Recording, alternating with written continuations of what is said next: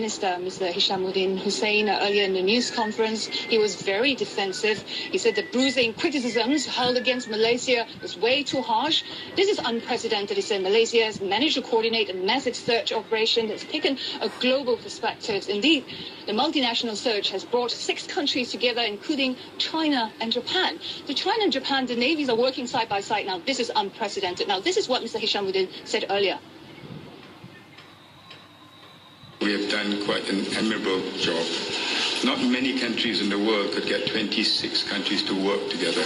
In a world that's full of divide, of hate, of death, what we see a joint effort from all sectors of the community, notwithstanding the color of your skin, your race, your religion. Boundaries do not become a concern. In an area in Southeast Asia where we were fighting over rocks in the middle of the sea, now working together, I think that is a great achievement. So, no, I do not see it as a bruising, but I think history will judge as well.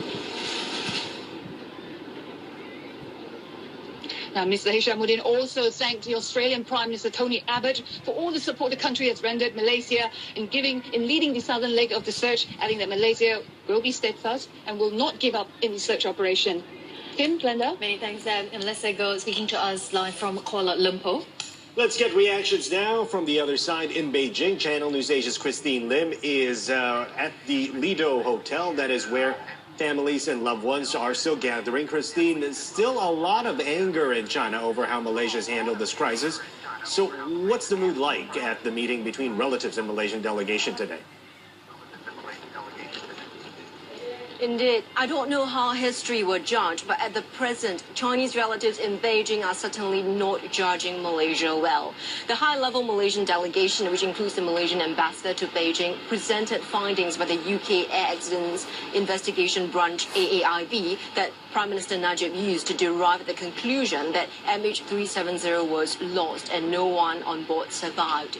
Now, families here are furious, saying all the delegation did in the meeting today was to basically read out the script of the AAIB findings that have in fact already been presented in Kuala Lumpur yesterday.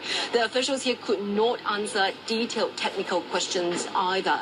Now, the Malaysian delegation says a request was made to the UK investigation body, AAIB, to send a representative to Beijing to explain their findings to relatives here, but that request was denied. And relatives again furious how a body whose findings were used as conclusive evidence could be allowed to be irresponsible enough, they say, not to be in Beijing to explain the technical details to them.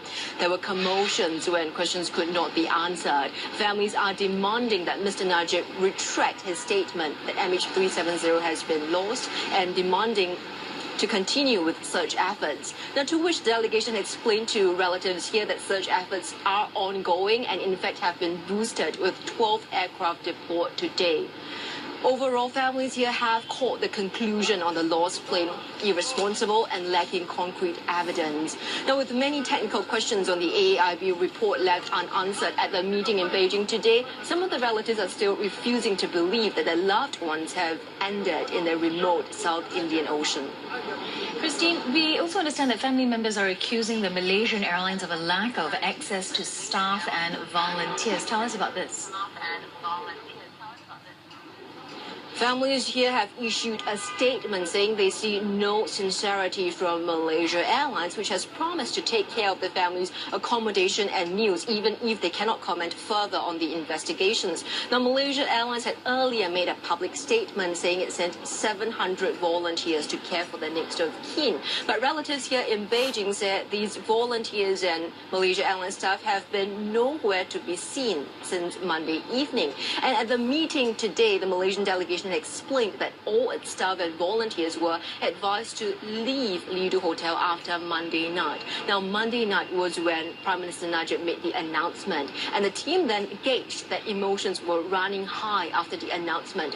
The Malaysian team here says it felt threatened by what happened that night after the announcement. They say the situation was not under control, and a Chinese government official had advised them not to come to Lido Hotel for the time being. Now, to update the assessment now is that the situation is much calmer, so volunteers and Malaysia Airlines staff will return to the hotel this evening to resume their caregiving services. Many thanks for that update. Our correspondent Christine Lin is speaking to us from Beijing outside the Lido Hotel where families have gathered.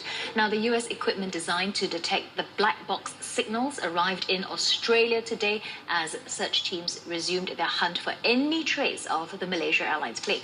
Bad weather suspended a search yesterday. We are expecting. And weather authorities warn that conditions could worsen Through the rain, and also we're expecting to see the seas pick up as well. So it does look as if conditions are going to deteriorate as we move into the latter part of today and into tomorrow. Chinese ships have arrived in the South Indian Ocean, including the icebreaker Xuelong. The multinational search involves a total of 12 planes and vessels from the US, China, Japan, South Korea, Australia and New Zealand.